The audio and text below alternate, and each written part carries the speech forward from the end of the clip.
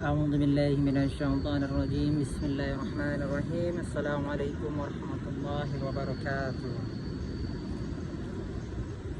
الحمد لله رب العالمين وبه نستعين وعلى أمور الدنيا والدين نستعين ونستغفره ونعوذ بالله من شرور أنفسنا ومن سيئات أعمالنا فمن يهد الله فلا مضل له ومن يضلل فلا هادي له أشهد أن لا إله إلا الله وحده لا شريك له وأشهد أن محمدا عبده ورسوله لا نبي بعده أما بعد.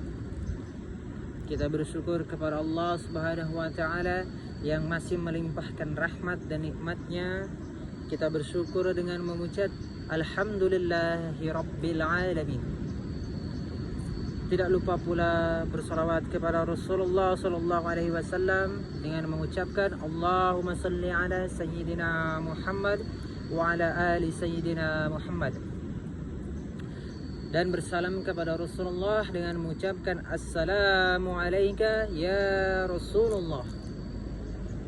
Alhamdulillah kita dapat kembali meneruskan video kita kali ini. Akan meneruskan pada ayat Al-Baqarah 161 dan Allah Subhanahu wa taala berfirman, A'udzubillahi minasyaitonir rajim. Bismillahirrahmanirrahim. Innal ladzina kafaru wa matu wa hum kuffar ulaika 'alaihim la'natullahi wal malaikati wan nasi ajma'in. Khalidina fiha la yukhaffafu anhumul 'adzabu wa la hum yunzarun.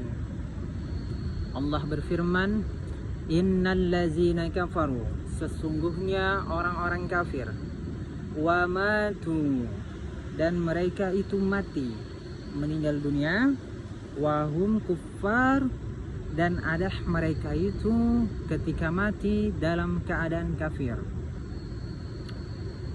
Bermakna tidak disebutkan dalam ayat sebelum ini, karena kalau ayat sebelum ini itu ada yang bertaubat kepada Allah sebelum kematian. Nah, kalau ini menyebutkan tentang tak ada taubat mereka lakukan, tidak diterima taubatnya.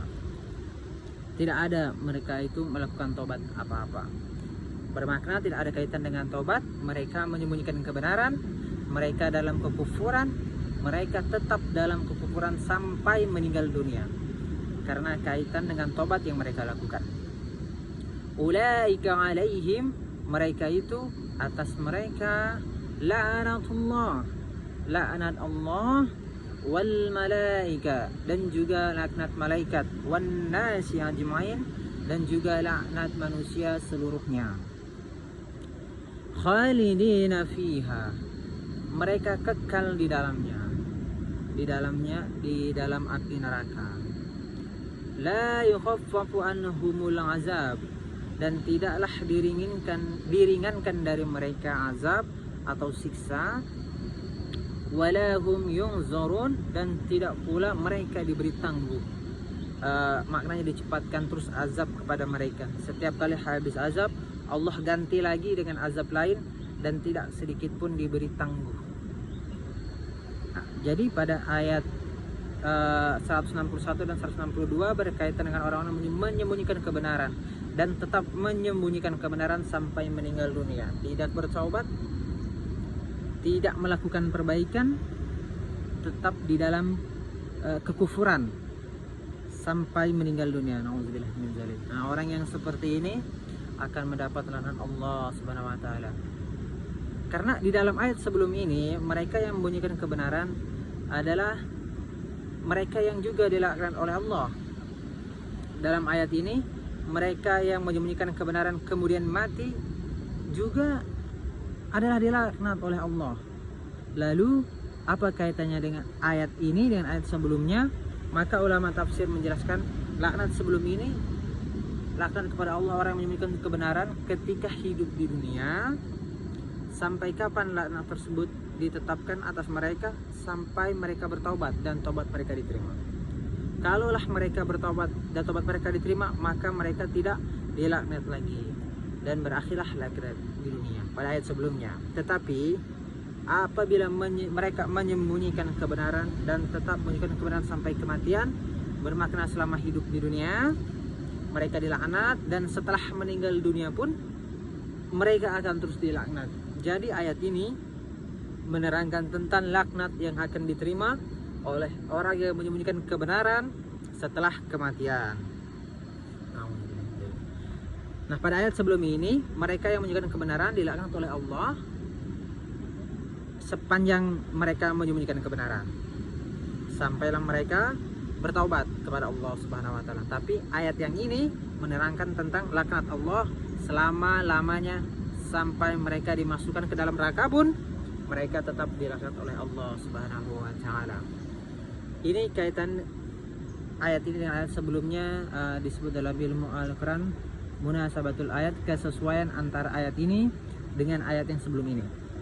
Karena ayat Al-Qur'an antara satu dengan yang lain dia seperti ring, seperti anak-anak rantai, antara satu dengan yang lainnya itu tersambung kuat, dan tak tahu mana ujungnya dan mana pangkalnya.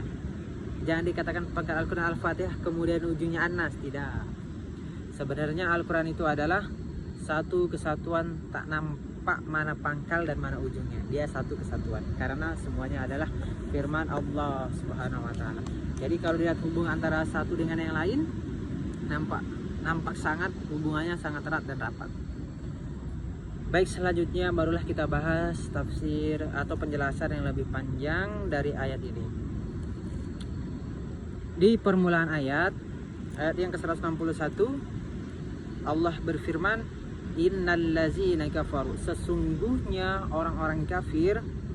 Apabila kita mendengar sesungguhnya, bermakna dia adalah penekanan dari sisi Allah Subhanahu wa taala. Kalau Allah memberikan penekanan di dalam firman-Nya, maka tujuannya ia adalah perkara penting. Jangan sampai kita tidak tahu itu. Atau satu lagi, ia adalah perkara yang tak sepatutnya diragukan.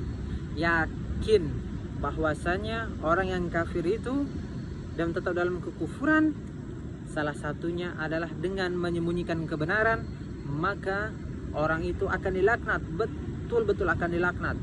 Dan yang akan melaknatnya adalah oleh Allah dan malaikat dan semua manusia, dan akan tetap dalam api neraka selama-lamanya. Yakin, karena yang memberitahu adalah Allah Subhanahu wa taala.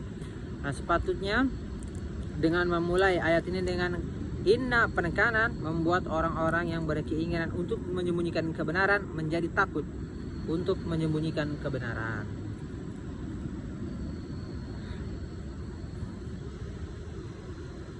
Mungkin sedikit jelas tentang ayat tadi, karena di dalam Islam kebenaran sudah jelas, yang dibolehkan sudah jelas, yang dilarang pun sudah jelas. Al-halalu bayyinun wal haramu bayyinun. Yang halal sudah terang dan haram sudah terang. Apabila sudah terang, sudah jelas, kemudian disembunyikan, yang halal dikatakan haram, yang haram dikatakan halal, hati-hati. Bermakna akan mendapatkan laknat dari Allah Subhanahu wa taala.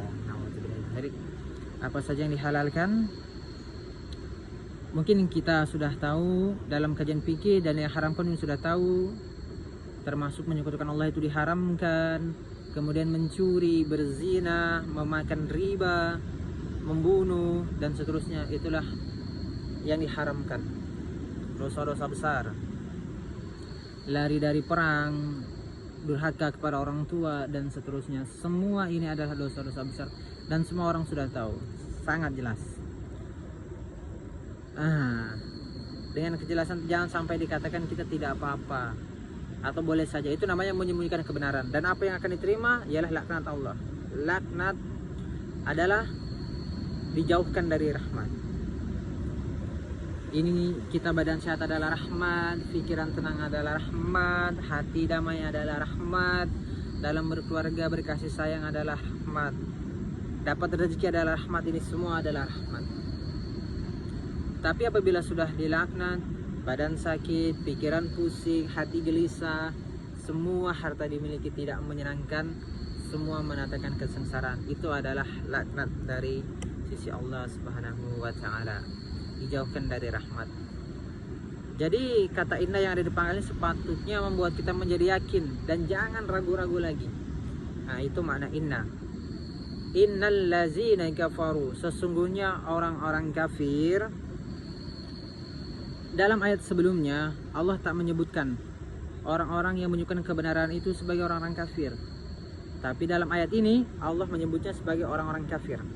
Karena ayat sebelum ini menjelaskan tentang adanya orang-orang tersebut yang berkemungkinan untuk bertaubat kepada Allah Subhanahu wa taala. Tetapi ayat ini ayat yang menjelaskan bahwasannya orang yang menyembunyikan kebenaran memang tidak bertaubat dan terus menyembunyikan kebenaran sampai meninggal dunia. Maka Allah dahsyatkan penggunaan kata orang-orang yang menyembunyikan kebenaran dengan mengatakan orang tersebut adalah orang kafir. Karena memang tidak melakukan taubat selama hidupnya, maka Allah masukkan mereka yang terus menyembunyikan kebenaran sampai meninggal dunia ke dalam kumpulan orang-orang kafir. Jadi tujuannya penyebutan kata kafir di sini, padahal dalam ayat sebelumnya tidak digunakan, untuk menerangkan dahsyatnya perbuatan menyembunyikan kebenaran. Karena dalam hadis Nabi disebutkan sebenarnya siapa yang ditanya sesuatu yang ia tahu tapi dia sembunyikan yang dia ketahui itu karena takut nanti gak diundang atau gak dipercaya lagi atau dimusuhi, umpamanya akan dipecat dari jabatannya, umpamanya nanti tidak akan diberikan lagi proyek, umpamanya kan, takut perkara-perkara dunia, dia sembunyikan kebenaran tersebut. Dia akan dilecut, akan dipukul dengan pukulan atau cambuk dari api neraka. Cambuk itu terbuat dari api neraka. Cambuk itu dari api, astagfirullahaladzim. Kalau cambuk sekarang dari tali, tapi bagi yang menyembunyikan kebenaran, cambuknya itu di hari kiamat akan dicambuk dengan cambuk dari api neraka. Maka sangat menakutkan. Mengapa azab begitu besar bagi orang yang menyembunyikan kebenaran? Karena orang yang menyembunyikan kebenaran sebenarnya dia bukan mendatangkan keburukan bagi dirinya saja, tetapi dia juga mendatangkan keburukan bagi orang lain. Nah, sehingga orang yang tak tahu menganggap apa yang disampaikan itu adalah benar, padahal yang disampaikan itu adalah salah. Maka dia bukan hanya orang yang sesat, tetapi juga menyesatkan orang lain. Orang lain sebenarnya memiliki hak untuk mendapatkan kebenaran, dan dia berkewajiban untuk menyampaikan kebenaran kepada orang yang memang berhak untuk mengetahui kebenaran. Tapi dia tak jalankan kewajiban, dia tak sampaikan hak orang lain untuk mendapatkan kebenaran, dia sembunyikan disebabkan karena kepentingannya. Itulah akibat yang masih ia tanggung. Laknat Allah. Maka berat ini. Tugas orang yang berilmu berat, termasuk kita. Maka tugas kita adalah menyampaikan yang benar, meskipun yang benar itu pahit, meskipun apapun resikonya. Qulil haqqa walau kana murra. Katakan yang benar itu benar meskipun ia pahit sekalipun. Meskipun nanti dilepaskan dari jabatannya, dipecat dari pekerjaannya, dirumahkan. Nah, itu tadinya dikantorkan, sekarang dirumahkan, tak diberi kursi meja lagi. Meskipun demikian, mesti menjalannya daripada mendapat laknat dari Allah. Gak apa-apa dijauhkan dari manusia, biarlah manusia murka, asalkan jangan Allah yang murka. Karena kalau manusia yang murka, seberapalah manusia untuk mampu mengkhianati. Tapi kalau Allah yang murka, azab Allah amat dahsyat. Maka yang dapat saya sampaikan kepada teman-teman dan saya juga untuk diri saya terhadap ayat ini, pada surah Al-Baqarah ayat 161 ini. Dan juga kalau kita mengambil studi kasus dari beberapa kasus yang ada, bahkan ada di negara kita, tentang para pejabat yang menyembunyikan kebenaran, baik itu melalui tender, baik itu tentang terkait intinya kemaslahatan umat. Nauzubillah, itu akan Allah laknat, yang seperti kita bahas tadi, bahwa laknat Allah sangatlah besar kepada orang-orang tersebut. Dan juga semoga kita bisa menyebarkan kebenaran, menasihati yang salah, dan juga mendapat ilmu dan pelajaran dari permasalahan-permasalahan yang ada, khususnya di lingkungan kita maupun di negara yang kita cintai ini. Dan semoga para pemimpin-pemimpin kita disadarkan, para pemimpin-pemimpin kita diberi amanah oleh Allah dan diembannya dengan sebaik-baiknya. Dan harapan kita juga, apa yang telah Allah tetapkan kebenarannya dapat kita pahami, dapat kita laksanakan, dan dapat kita jalankan perintahnya. Mungkin sekian dari saya. Saya mohon maaf apabila ada salah-salah kepada rekan-rekan, teman-teman semuanya. Kita sama-sama belajar terhadap ayat ini pada surah Al-Baqarah ayat 161. Mungkin sekian dari saya. Wabillahi taufiq wal hidayah. Wassalamualaikum warahmatullahi wabarakatuh.